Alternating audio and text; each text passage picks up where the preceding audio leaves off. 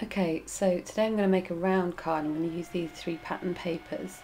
To start with a round card, I just get a bit of A4 paper, A4 card, fold it in half, and then I'm using these X-cut circle cutters.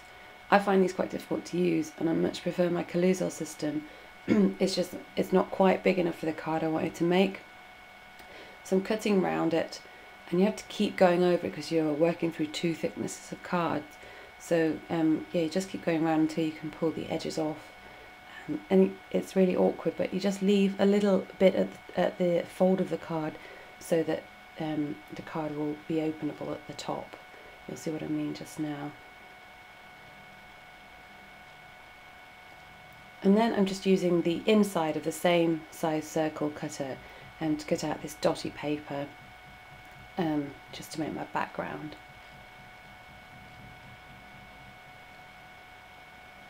Then I'm just using an old cereal packet to create the petals and the flower toppers, and I'm just cutting them into the flower sizes.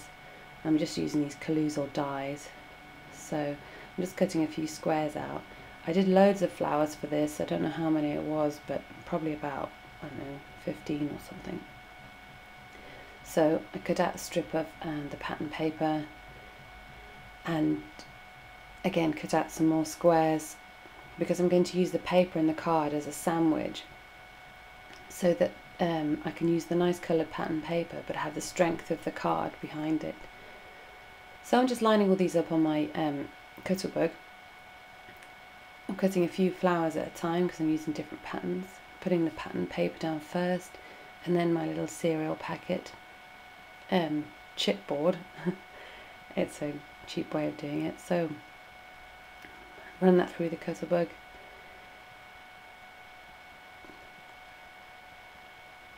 It's quite tough to go through, so just go slowly, and it does go through and it's fine. And you can see how it's cut through both the paper and the card really easily. And you just pop out all of the extra little bits. You see here the cardboard has fallen off the paper, and we're just going to have to glue through all those later. It's a bit time consuming, but it's worth it.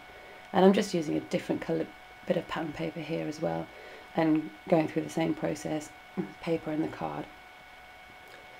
So here I'm just gluing them all together, and you don't need much glue for this. Just quickly run a line of glue along the whole die cut, and then pop the paper on top and just press it down, and it really will look as though it's just one bit of patterned card, and it works really well as that. So I just did this for all 15 or however many flowers I cut out. It did take a while. I won't show you all of it, but it's worth it. I think the effect's really good. So now I decided to add a little extra to my dotted background. I wanted a pink border to it, and this bit of card was just big enough, so I used that as a contrast to the black and white dotted border. And here I'm just cutting out the inside circle part of it, so it's just probably a ½ inch border, ½ inch, yeah, ish. And then I will stick that to the black and white polka dotted paper. You can see here I've just started to lay it out on the card, lay all the flowers out. And here I'm just cutting out the sentiment circle that I'm going to use to write thanks on it.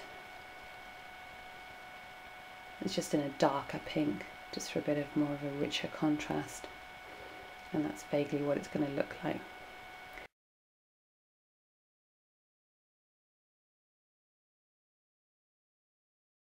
Okay, so now we're just going to stick the card together. First of all, I just stick the pink border circle onto the card just using the sticky runner tape. I did consider using the 3D stickers, but as I'm going to be using them on the flowers as well, I thought it might be a bit too 3D. So I just stuck this down. I didn't get it quite right, so I had to go and trim around the edge, but you're not going to see much of it anyway underneath the flowers, so I wasn't too fussy with it.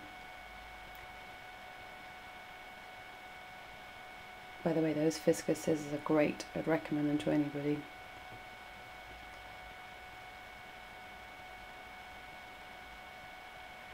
So I was just using my 3D foam stickers here.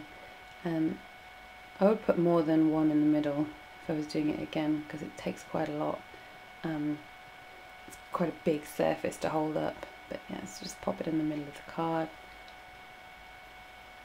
And then I started laying out these die cut flowers where I wanted them, and I just kept playing about with them until I was happy I got the look I wanted. And then I started sticking them down. I would never start to stick them down until I'd laid them all out, because invariably you'll end up with a too small a gap on the join, or you'll be unhappy with it. So I just started sticking these down. First of all I used a tape runner, but it wasn't very good because it was a bit too wide, so in the end I just glued them with my PVA glue. See here, it just wasn't sticking them very well, so I just got the glue and ran around the edge real quick. And I wanted them to look slightly different, so some of them were raised and some of them were stuck right down. So a couple of them I used 3D stickers, and most of them I just glued down, but I lifted some of the petals. Yeah, I just had to play around. I quite liked the effect in the end. It wasn't all just flat, so I gave it all a bit of lift. So I just went around and did the whole lot, and then I hand wrote the thanks on. I did it in pencil first because I wasn't feeling confident enough to write it. The pen I was using doesn't show up first off. You kind of have to write it, and then as it dries it goes white and blooms into the white colour. So because I couldn't see what I was writing, I wanted to first of all write it in pencil, so I had some way of knowing what I was doing. And you can see it's starting to dry there.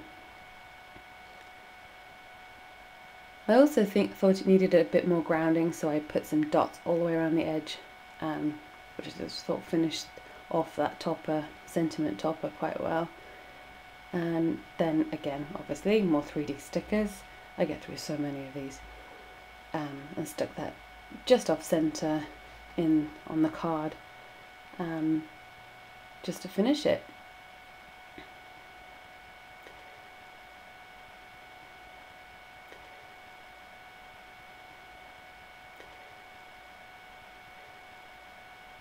So that's the finished card, and I hope you enjoyed it.